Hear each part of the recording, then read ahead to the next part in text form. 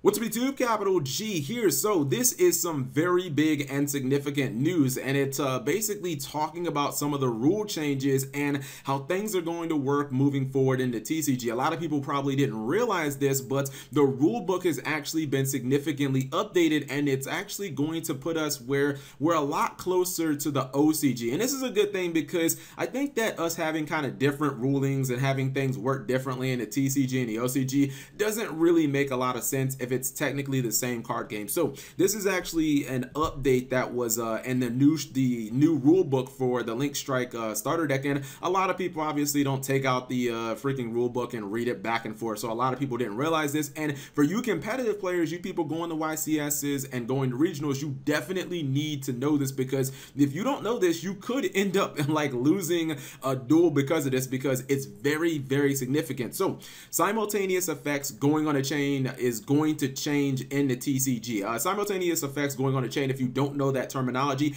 it's basically kind of telling you how things should work when a whole bunch of effects are activating at the same time. Essentially, the way that chain forming works in the TCG, or how it used to work, is you basically build a chain based on how the effects activated. The order of activation basically tells you how they should go on the chain. Mandatory effects obviously taking priority over optional effects, but the way that it works in the OCG is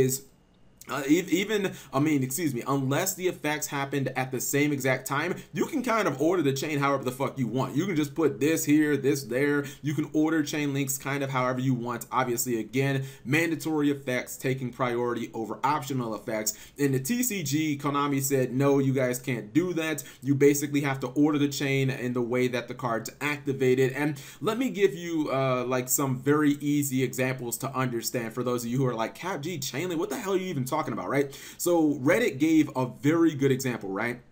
So currently, or how it used to work in the TCG, let's go back maybe a week, right?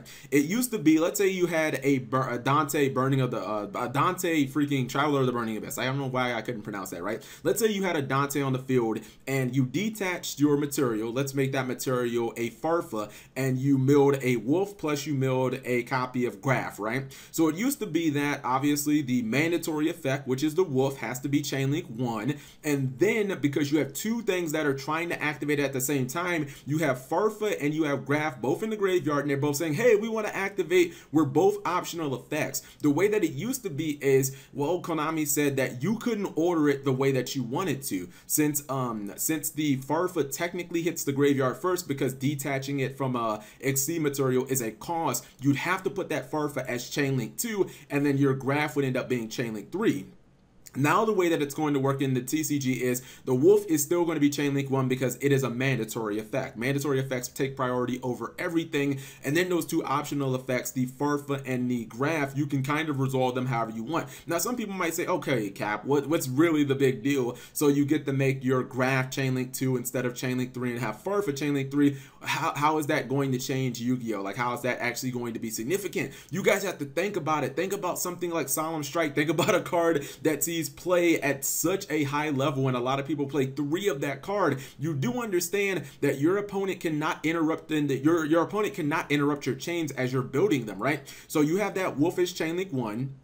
You put the Graph as Chainlink 2, and then you put the Farfa as Chainlink 3. Your opponent has to wait for your chain, and then they get a chance to respond. So if your opponent happens to have something like Solemn Strike down, the only thing that they can Solemn Strike is the last Chainlink. The only thing they can Solemn Strike is something like that Farfa. So what if you're in the middle of a duel and it actually comes up that like you need something to be protected? You know your opponent has a Strike, or maybe they have like a War Chariot or some Ultimate Providence or something that can negate your last Chainlink. You put the card that you need protected, you put that shit in the middle of the chain link where your opponent has no chance to respond. Monarch players used to do this all the time with Return of the Monarchs. They would basically chain it so that their opponent would not have a chance to actually strike their Monarch effect, because Return would, or the Monarch effect would be like in the middle of the chain, and then Return would be at the end of the chain, and they wouldn't have a chance. So this can actually let you play around things like Solemn Strike, and it can let you play around counter traps, and if you're really smart, you could end up not losing key cards. So this is going to be very relevant, especially if, you know, Konami, cross their fingers, ever unbans like Construct because this definitely matters with things like Shadow, laws. This matters with wind witches and just a whole bunch of other things. Burning Abyss, if those ever come back and see a whole bunch of plays. So this is just something you guys need to know about. And okay, I don't know why my screen just cut off.